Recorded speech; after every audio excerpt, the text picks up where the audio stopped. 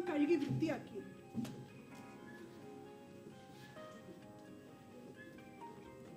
കൂട്ടുകാരെ കണ്ടു കഴിഞ്ഞാൽ അദ്ദേഹത്തിന്റെ രീതി ഇത് തന്നെയാണ്. ഇനി ഒന്നും ഓർമ്മ കാണില്ല. ട്രെയിനിൽ നിന്ന് ഇറങ്ങിയ ആൾക്കാരാണല്ലോ ഈ പോകുന്നതൊക്കെ. വേറെ ട്രെയിനൊന്നും ഇല്ലതാണ്. ഇദ്ദേഹം എന്താണോ അത് ഇതുവരെ വരാത്തത്?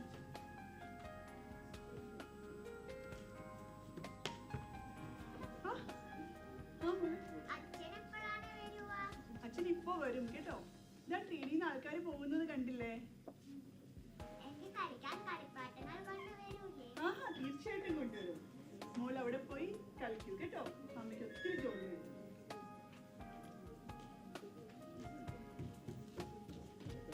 അദ്ദേഹം എന്നെ വിഷമിപ്പിക്കുന്നത് പോലെ ഞാനും അദ്ദേഹത്തിനെ ഒന്ന് വിഷമിപ്പിക്കും. വന്നു കഴിഞ്ഞാൽ ഞാൻ 1 മണിക്കൂർ സംസാരിക്കില്ല. ലാഹോറിൽ വലിയ കേസ് വാദിക്കാൻ പോയതല്ലേ. കേസൊക്കെ ജയിച്ചതിന് ശേഷം കുറെ അപ്രീസിയേഷൻ കിട്ടിൽ കാണും. കൂട്ടുകാരെ കണ്ടു കഴിഞ്ഞാൽ പിന്നെ അല്ലെങ്കിലും അതാ അവസ്ഥ. എന്നെ ഓർമ്മയില്ല.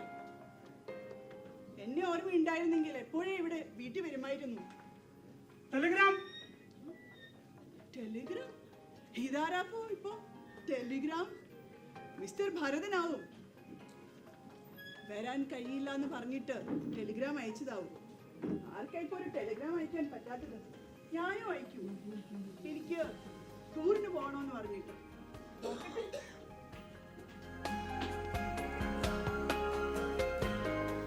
എന്താണാവും നോക്കാം. ടെലിഗ്രാം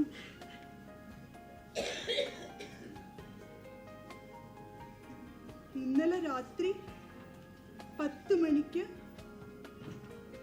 മിസ്റ്റർ ഭരതനെ ആരോ കൊലപ്പെടുത്തി.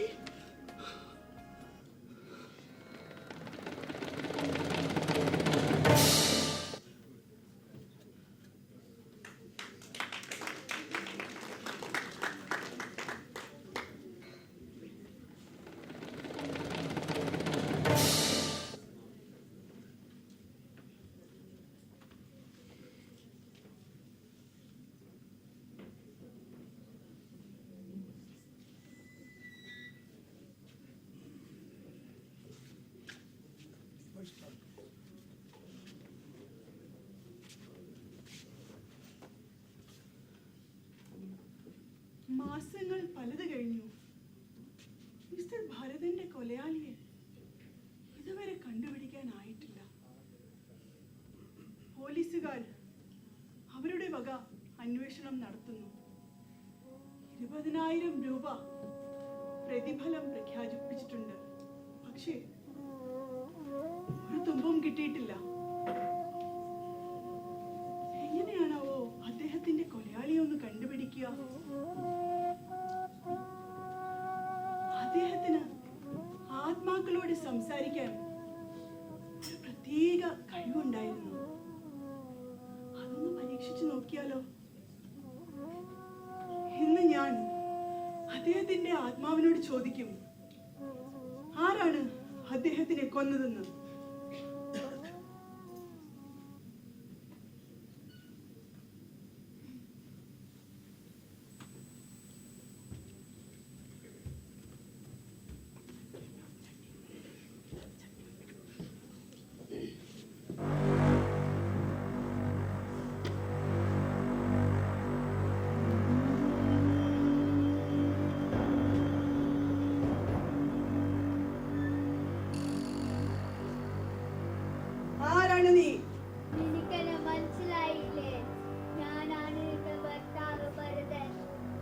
നന്നായി നീ വന്നത്.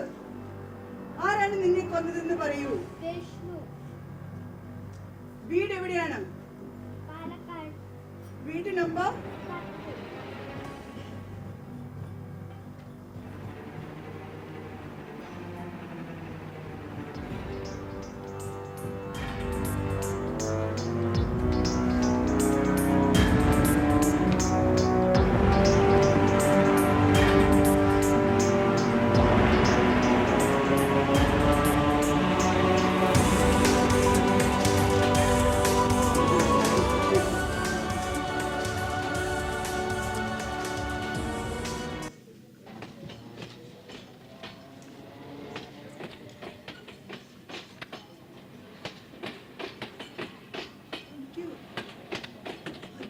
കൊലയാളിയെ കണ്ടുപിടിക്കണം.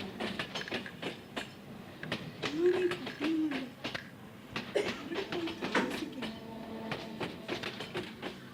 എന്താകുമോ ആവോ?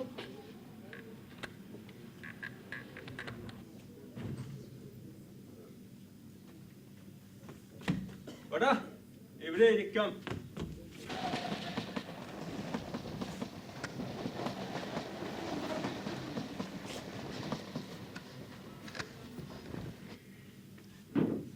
ഇവന്മാരെ കണ്ടിട്ട് പന്നിയുണ്ടെന്ന് തോന്നുന്നു.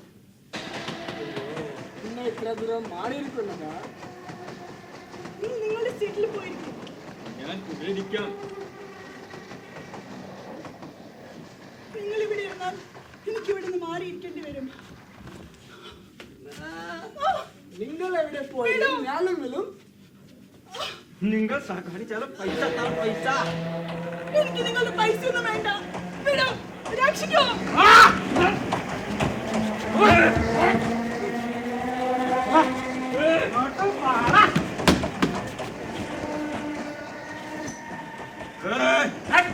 डाकू रास्कल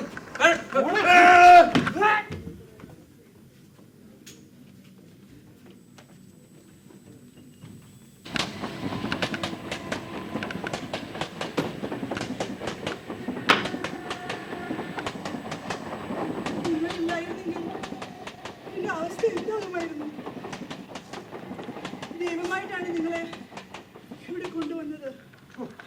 എന്നാ പറയാനാ, ഞാൻ കിടന്ന് ഉറങ്ങുകയായിരുന്നു. അവന്മാര് കേറി വരുന്നത് കണ്ടില്ല. ഇല്ലെങ്കിൽ രണ്ടെണ്ണത്തിന് അകത്ത് പോലും കേട്ടില്ലായിരുന്നു. അറിയാമോ? നമുക്ക് അടുത്ത സ്റ്റേഷനിൽ ഇത് റിപ്പോർട്ട് ചെയ്യണം. വേണ്ട വേണ്ട, സ്റ്റേഷനിൽ ഒന്ന് റിപ്പോർട്ട് ചെയ്തിട്ട് ഒരു കാര്യവുമില്ല. അതൊക്കെ പോട്ടെ, നിങ്ങളെ പറ്റിയോ? ഇല്ല.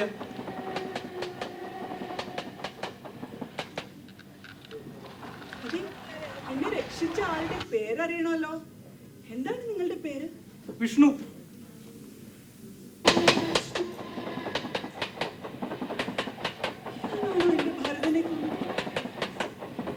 എവിടെയാണ് നിങ്ങളുടെ വീട്? ഞാൻ പാലക്കാടോ.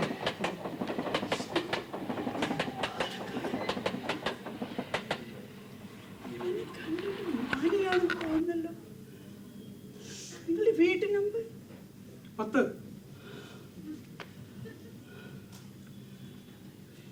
ഒരാളെ കൊല്ലാൻ പറ്റും എങ്ങനെയാണെന്ന് തോന്നുന്നു.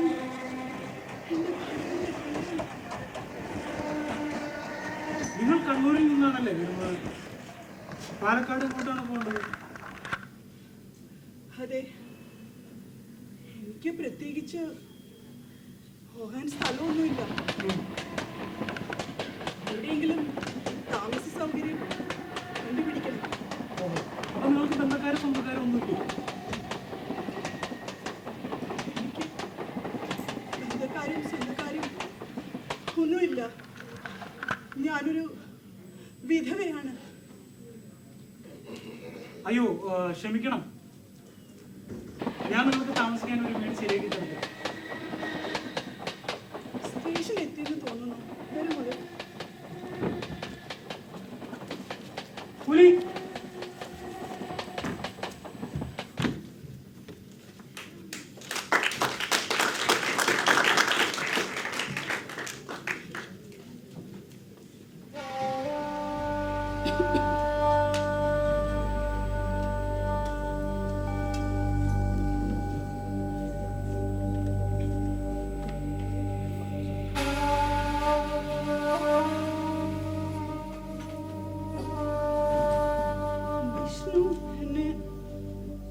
സഹായിക്കുന്നുണ്ട്.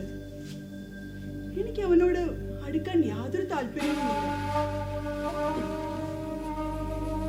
എനിക്കൊരു വീട് തരപ്പെടുത്തി തന്നു, കൂടെ ഒരു ജോലിക്കാരനെയും തരപ്പെടുത്തി തന്നു. പക്ഷേ അവൻ തന്നെയല്ലേ എന്റെ ഭരതനെ കൊന്നത്. വേഗം കൊണ്ടുപോയ ചേട്ടാ. എന്തത് അവിടെ വയ്ക്കേ? ഇതെന്താ? ഇത് കുറച്ച് ഫർണിച്ചറാണ്. എൻ്റെ വീട്ടിൽ ഉപയോഗമില്ലാതെ കിടക്കുന്ന. ഞാൻ നിങ്ങൾക്ക് ഉപയോഗമാവുമെന്ന് വിചാരിച്ച് കൊണ്ടുവന്നതാണ്. ഇവിടെ വെച്ചോട്ടെ. ഇതിന്റെ ആവശ്യമൊന്നുമില്ല ഇവിടെ. അല്ല, നിങ്ങൾക്ക് ഉപകാരപ്പെടുന്ന നമ്മുടെ ഫർണിച്ചർക്ക് കുറവില്ലേ? അതിന്റെ ആവശ്യമൊന്നും ഇവിടെ ഇല്ല. നിങ്ങൾ ഇതൊന്ന് കൊണ്ടുപോകുന്നുണ്ടോ? ശല്യം ഇത്. നിങ്ങൾക്ക് ഇഷ്ടമില്ലെങ്കിൽ ഞാൻ കൊണ്ടുപോകാം. അതെ, എന്തായാലും നിങ്ങൾ കൊണ്ടുവന്നതല്ലേ, ഇത്തവണത്തേക്ക് ഇതിവിടെ ഇരിക്കട്ടെ. ഇനി നിങ്ങൾ ഇങ്ങനെ ദയവ് ചെയ്തോ ആവർത്തിക്കരുത്, പ്ലീസ്. ശരി.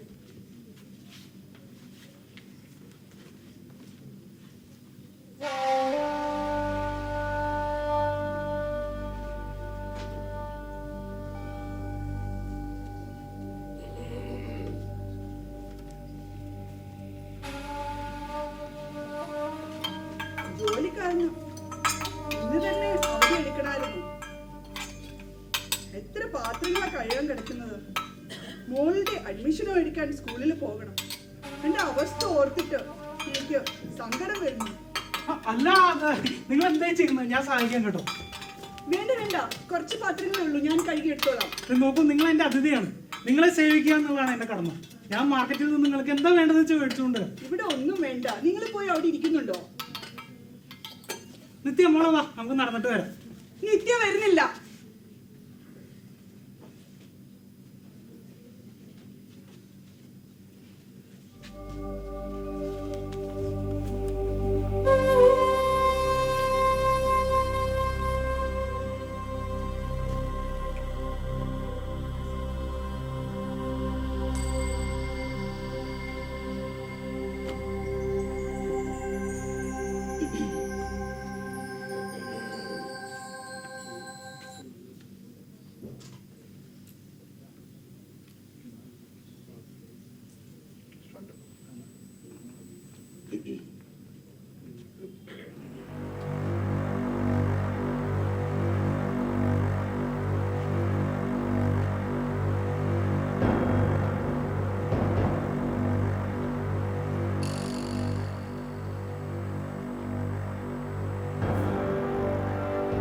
വിഷ്ണു എന്നെ കുറെ സഹായിക്കുന്നുണ്ട്. പക്ഷേ ഞാനവനെ ഇൻസൾട്ട് ചെയ്യും. എന്നെ കുറെ സഹായിക്കുന്നത് ഓർക്കുമ്പോൾ കഷ്ടമാണ്. പക്ഷേ എന്റെ ഭരതനെ കൊന്നത് അവനല്ലേ? അവൻ കാരണമല്ലേ ഞാൻ വിധവയായത്?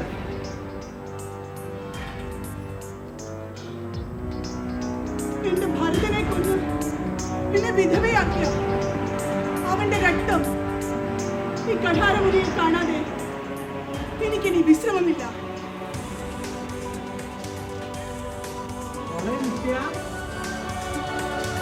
വിഷ്ണു, വരൂ, ഇരിക്കൂ. ഇരിക്കൂ, ഇരിക്കൂ. നിത്യല്ലേ ഇവിടെ? ആ, മോളിപ്പോ വരും. വിഷ്ണു ഇരിക്കാൻ, ഞാൻ ഡിന്നർ കൊണ്ടുവരാം.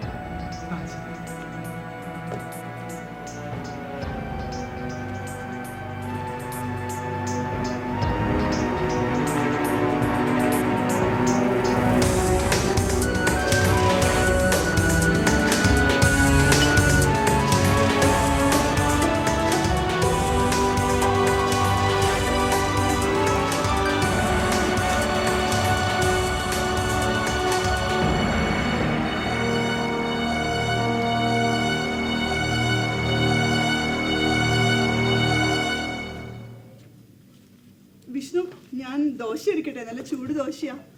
ശരി. എനിക്കങ്ങനെ ഭക്ഷണം ഉണ്ടാക്കാനൊന്നും അറിയില്ല. എന്തെങ്കിലും തെറ്റുകുറ്റം ഉണ്ടെങ്കിൽ ഒന്ന് ക്ഷമിക്കൂ കേട്ടോ. ഇത് വളരെ ടേസ്റ്റി ആയിട്ടുണ്ടല്ലോ. ഞാൻ ഒരു കാര്യം ചെയ്യാം, ഞാൻ എൻ്റെ കൂട്ടുകാരെ കൂടി വിളിക്കട്ടെ ഇന്ന് രാത്രി. പിന്നെ നിങ്ങൾക്കതൊരു ബുദ്ധിമുട്ടാവും. അതിനെന്താ, കൂട്ടുകാരെ വിളിച്ചോളൂ. നമുക്ക് എല്ലാവർക്കും കൂടി ഒരുമിച്ചിരുന്ന് കഴിക്കാമല്ലോ. അതും ശരിയാ. എന്നാ ഞാനിത് അടുക്കളയിൽ കൊണ്ടുവരുന്നു. ഇവിടെ തരും. ഞാൻ പോട്ടെ. അതെ വിഷ്ണു, ഒരു നിമിഷം. ഇന്ന് രാത്രി വിഷ്ണു ഇവിടെ കിടക്കുന്നു. അയ്യോ, അത് എനിക്ക് നിങ്ങൾക്ക് ഭയമാണെന്ന് അറിഞ്ഞിരുന്നെങ്കിൽ ഞാൻ ആരെങ്കിലും കൂട്ടുകാർക്കാൻ വിളിക്കുമായിരുന്നല്ലോ. അത് വേണ്ട, ഒരു ദിവസത്തേക്ക് മാത്രം. ശരി, ഇന്ന് ഞാനിവിടെ കിടക്കാം. നാളെ മറ്റാരെങ്കിലും. ഓക്കെ.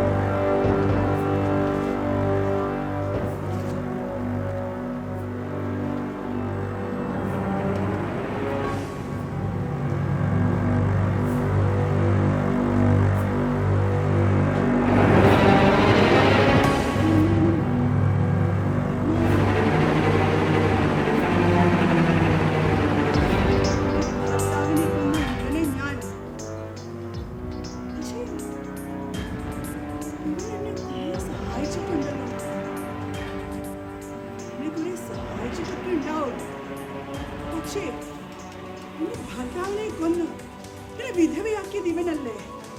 ഇവനെ ഞാൻ നിങ്ങൾ എന്തായി ചെയ്യുന്നത്?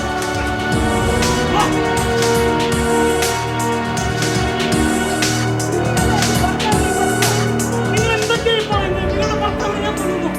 അതെ, എന്റെ ഭർത്താവ് ലാഹോറിൽ കേസ് വാദിക്കാൻ പോയപ്പോൾ നിങ്ങൾ അദ്ദേഹത്തെ ക്രൂരമായി കൊലപ്പെടുത്തി. നിങ്ങൾ ഭരതന്റെ ഭാര്യയാണോ? അതെ, നിങ്ങൾ കാരണം വിധവയായ ഭരതന്റെ ഭാര്യയാണ്. നിന്റെ രക്തം ഈ കഠാര മുനയിൽ കാണാതെ എന്റെ ഹൃദയത്തിലെ തീ അണിക്കാൻ ഇനിയാവില്ല. ഞാൻ പറയുന്നത് കേൾക്കൂ.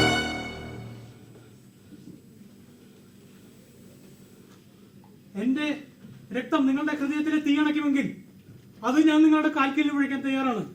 പക്ഷേ എന്നെ കൊല്ലേണ്ടത് നിങ്ങളുടെ കടമയായി നിങ്ങൾ കരുതുന്ന പോലെ മിസ്റ്റർ ഭരതനെ കൊല്ലേണ്ടത് എന്റെ കടമയായി ഞാൻ കരുതിയിരുന്നു. കാരണം കേൾക്കണം, നിങ്ങൾക്ക് അദ്ദേഹം ഒരു രാഷ്ട്രീയ കേസ് വാദിക്കാനായി ലാഹോറിൽ പോയിരുന്നല്ലോ. അവിടെ ഒരുപാട് പേര് അങ്ങ് ഒത്തുകൂടിയിരുന്നു. വ്യാജ കേസുകളും വ്യാജ സാക്ഷികളും ഉണ്ടാക്കി ഒരുപാട് നിരപരാധികളുടെ ജീവിതം അവൻ വഴിയാധാരമാക്കി. ഇതെല്ലാം കണ്ടുകൊണ്ട് അവിടെ ആയിരക്കണക്കിന് ജനങ്ങളുണ്ടായിരുന്നു. അവരെല്ലാവരും അദ്ദേഹത്തെ ശപിക്കാൻ തുടങ്ങി. ശപിക്കാൻ ഞാനും അവിടെ ഉണ്ടായിരുന്നു. എനിക്കറിയാം ആ കേസിന്റെ സ്ഥിതി. ഞാനും അദ്ദേഹത്തെ വെറുത്തു തുടങ്ങി. ഒരുപാട് അമ്മമാർ അവരുടെ മക്കളെ കുറിച്ച് ആലോചിച്ച് കണ്ണീർ വാർത്തു. അവരുടെ ഭാര്യകൾ വേശ്യകളായി അഴിഞ്ഞു തെരുവിൽ, അറിയാമോ? പിന്നെ പോലീസുകാരുടെ ക്രൂരതകൾ നിങ്ങൾ കാര്യമാക്കാറില്ല. കാരണം അവർ ഗവൺമെന്റിന്റെ അടിമകളാണ്. മിസ്റ്റർ ഭരതനോട് ഞങ്ങൾക്കൊരു ബഹുമാനം ഉണ്ടായിരുന്നു. ഭരതന്റെ പോലെയുള്ള ബുദ്ധിയുള്ള ആളുകൾ പോലീസിന്റെ കളിപ്പാവകളായി ആവുകയാണ്. എനിക്കത് കണ്ടു നിൽക്കാൻ സാധിച്ചില്ല. ഒരുപാട് ചെറുപ്പക്കാർ തൂക്കിലേറ്റപ്പെട്ടു. അതും അവർ ചെയ്യാത്ത കുറ്റം ഏറ്റു പറഞ്ഞുകൊണ്ട്. എല്ലാത്തിന്റെയും പിന്നിൽ ഭരതനായിരുന്നു. ഇതൊക്കെ അദ്ദേഹമാണ് ചെയ്തതെന്ന് നിങ്ങൾക്ക് എന്ത് തെളിവാണുള്ളത്? തെളിവ് ലാഹോറിലെ ഓരോ കുട്ടികൾക്കും അറിയാം. എനിക്കറിയാം. ഞാൻ ദൃക്സാക്ഷിയാണ്. വേറെ തെളിവാണ് നിങ്ങൾക്ക് വേണ്ടത്? വ്യാജ സാക്ഷികൾ ഉണ്ടാക്കി ഒരുപാട് പേരെ തുറങ്കിലടച്ചു. ഇനി നിങ്ങൾ പറയും ഭരതനെ ഞങ്ങൾക്ക് തെറ്റാണോ?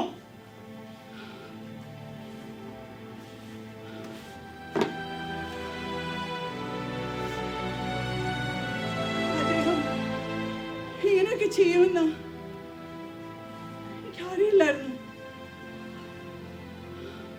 നോക്കൂ, നിങ്ങളുടെ ഈ കഠാരയെ ഭയന്നിട്ടല്ല ഞാനിതൊന്നും പറയുന്നത്. ഞാൻ എനിക്ക് വേണ്ടി ജീവിച്ചിട്ടില്ല.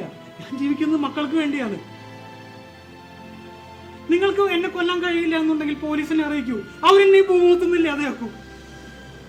പക്ഷെ ഞാൻ ചെയ്തത് തെറ്റാണെന്ന് ഞാൻ കരുതുന്നില്ല. 100 പേരുടെ ജീവൻ രക്ഷിക്കാൻ വേണ്ടി ഒരാളെ കൊല്ലുന്നത് തെറ്റായിട്ട് ഞാൻ കാണുന്നില്ല. അവർക്ക് വേണമെങ്കിൽ ഇനിയും ഞാൻ ഇത് തുടരുക തന്നെ ചെയ്യും. ഇനിയും നിങ്ങൾക്ക് വിശ്വാസമായില്ലെങ്കിൽ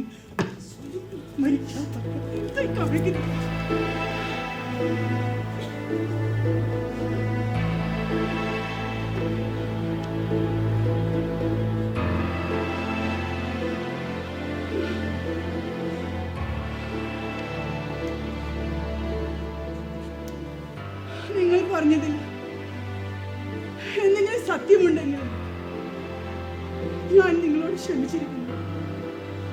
പക്ഷേ എനിക്ക് ഒരു ഉപകാരം ചെയ്യണം. എന്റെ ഭർത്താവ് മൂലം നശിച്ച കുടുംബാംഗങ്ങളുടെ പേരും മേൽവിലാസവും എങ്ങനെയെങ്കിലും എനിക്ക് താഴെപ്പെടുത്തി തരണം. എന്നാൽ കഴിയുന്ന സഹായം ഞാൻ അവർക്ക് ചെയ്തു കൊടുക്കാം. അത് മാത്രമേ എനിക്ക് പ്രായശ്ചിത്തമായി ചെയ്യാൻ കഴിയൂ.